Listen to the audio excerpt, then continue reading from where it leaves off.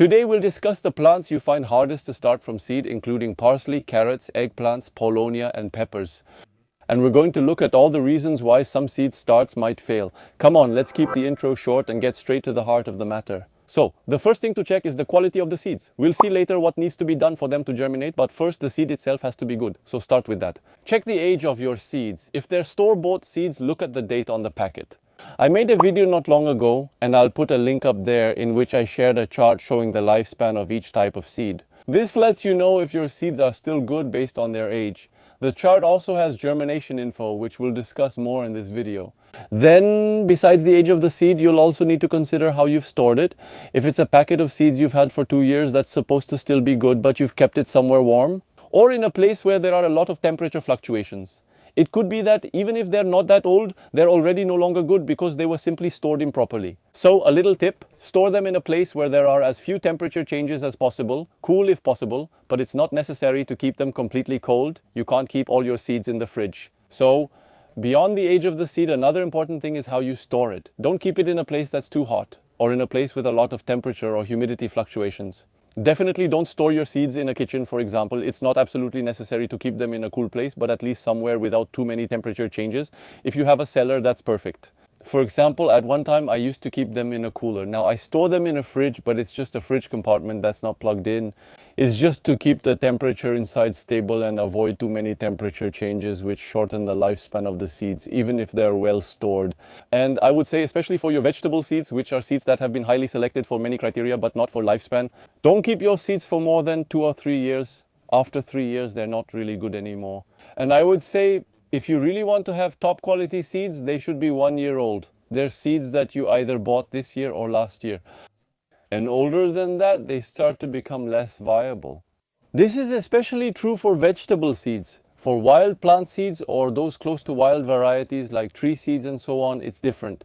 They can last a bit longer, but still be careful how you store them. Now let's imagine you're sure your seeds are good. The first thing to check is whether the seed has dormancy. Basically, if the seed is dormant, you can do whatever you want. Put it somewhere warm and humid, but if it's dormant, it won't sprout. That's a problem you'll encounter with many trees and perennial plants that come from temperate regions where there are winters. For example, pawpaws and pepper plants. Many of you say you can't get pepper plants, Sichuan pepper or Timut pepper to sprout. Most of the time it's really related to this dormancy caused by the cold. It can also happen with other plants that aren't necessarily woody, like comfrey, angelica, lovage, wild garlic. I'll talk to you about the germination of wild garlic. I have a method that really works every time, but it's true that if you use traditional methods, it often doesn't work.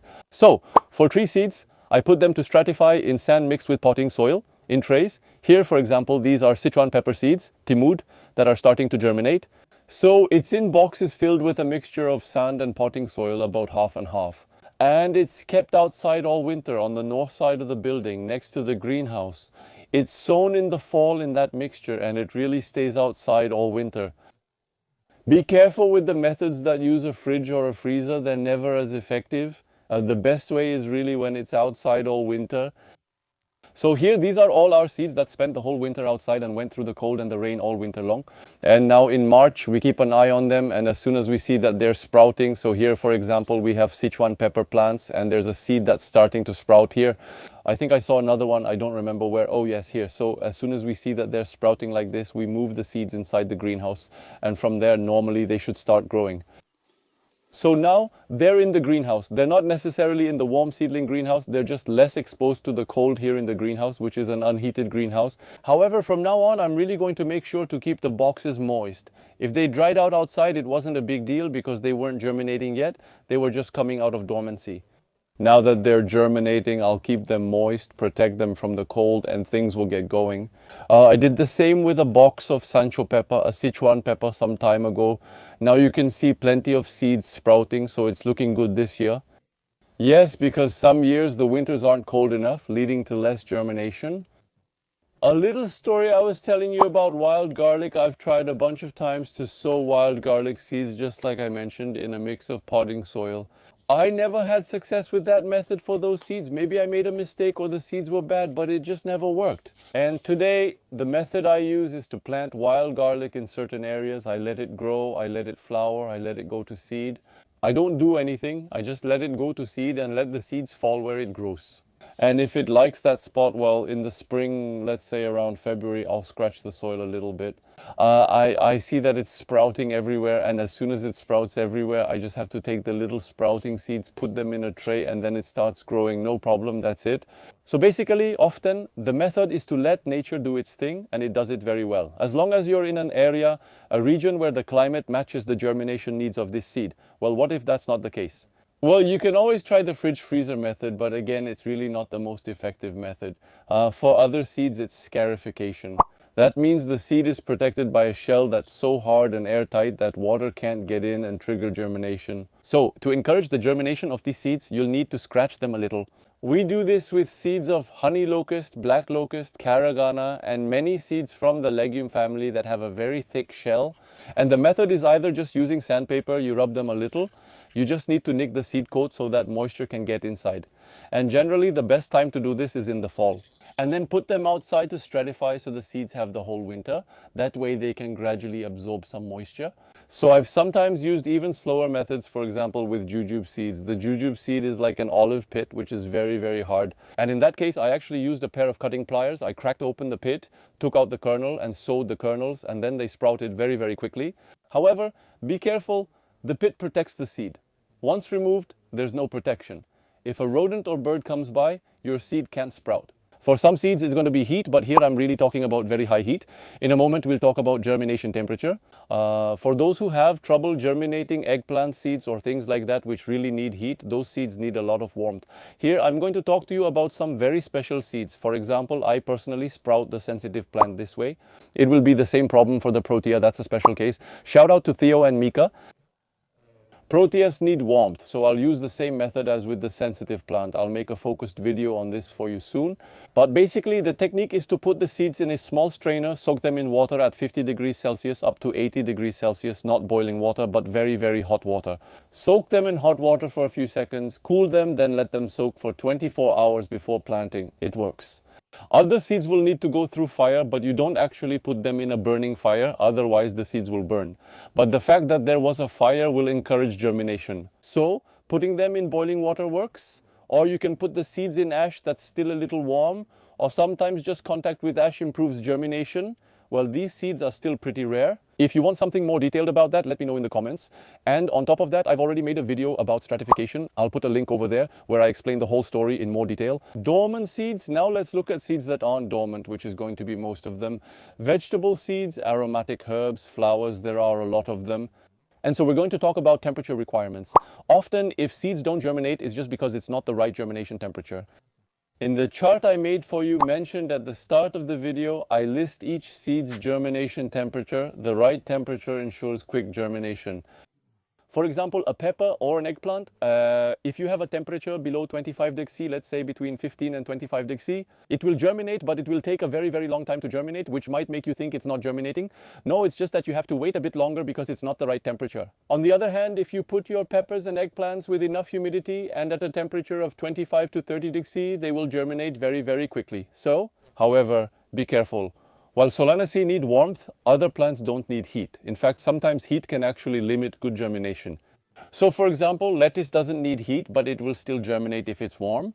However, some plants that many of you have trouble with, like leeks, onions, and especially spinach, lamb's lettuce, those are plants that don't germinate as well. If it's too hot, spinach at 25 degrees C is more likely to rot than to germinate.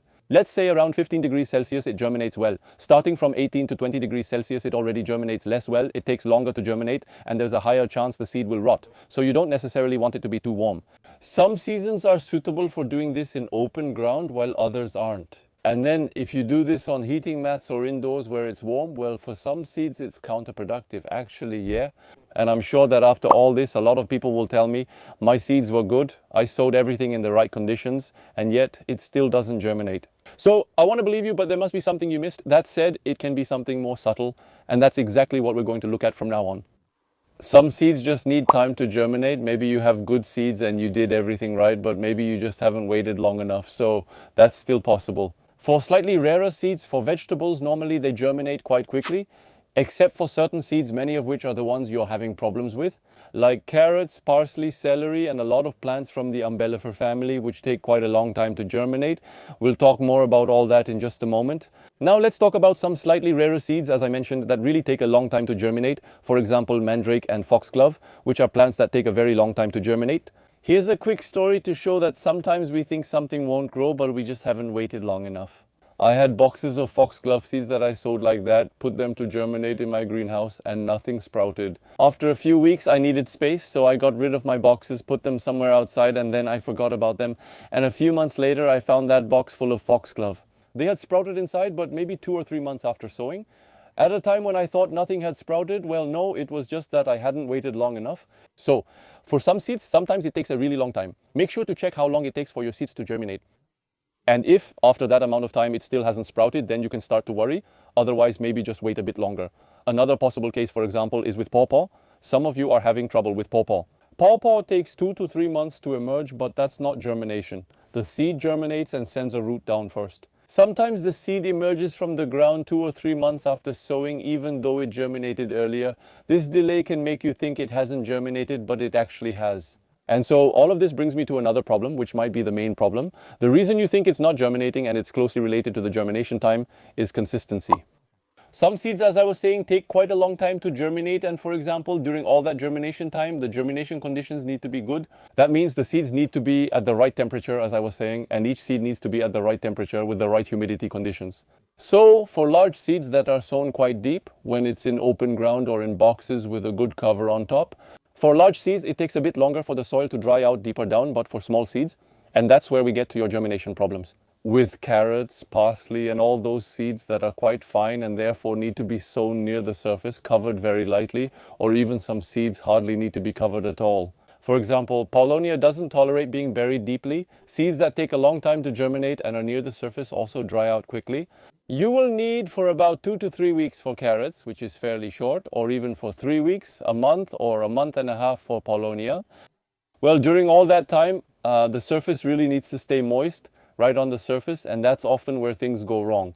So let me show you how I sow Paulownia seeds. So this technique will work for all the other seeds we've just seen, the ones that are small and need to be sown on the surface. Except maybe for carrots, which will be sown directly in the ground. I've already made several videos about this, so I'll direct you to the special carrot sowing video, which covers lots of methods. We might go over some of them again in this video quickly. In a moment, we'll take a look at sowing Paulownia.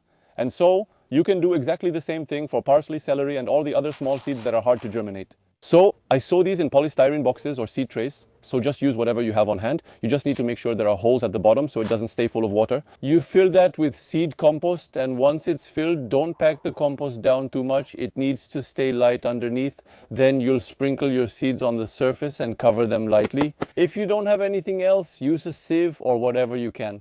I use fan grills so I can sift a little bit of very fine compost over the seeds. Otherwise, what I'm going to do, and what I do most of the time, actually almost always for these kinds of seeds, is to cover them with a thin layer of vermiculite. Vermiculite is a substrate that is inert. It's not a fertilizer at all. It's a mineral material that doesn't provide any nutrients. It's just something that will retain moisture very effectively. It won't dry out. And because it doesn't dry out, it keeps the moisture underneath. Instead of vermiculite, sometimes people use sand. Use anything as long as it keeps it from drying out. Once it's sown, I often soak this box in a container filled with water so that the potting soil gets completely moistened. At the beginning, I rarely water from the top because it could compact the soil a bit, and I want it to breathe, but be careful because if it breathes, it will dry out faster. But personally, I prefer it that way.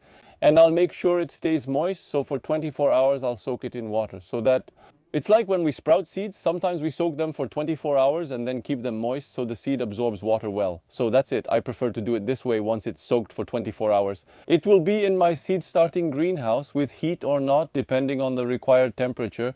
And then from there, I'll keep it moist by spraying it, wetting it from above, trying to water it very, very lightly, either with a small hand sprayer or with a hose, but really making sure that it sprays the finest possible mist of water. If there are big drops, it might compact the surface, and once again, if it's compacted, it's not as good for rooting. After that, it can become waterlogged. It's more likely to rot, so I prefer that it stays really loose, that it breathes well, and that's it. However, I will make sure to moisten it at least once a day, sometimes twice a day if it's too hot, and I'll keep doing that until it germinates, and sometimes that can take a very long time. Really pay attention to that. Personally, it's my job. I'm in my garden every day. Every day I'm checking my seed trays so I can remember to water them twice a day when it's a secondary activity.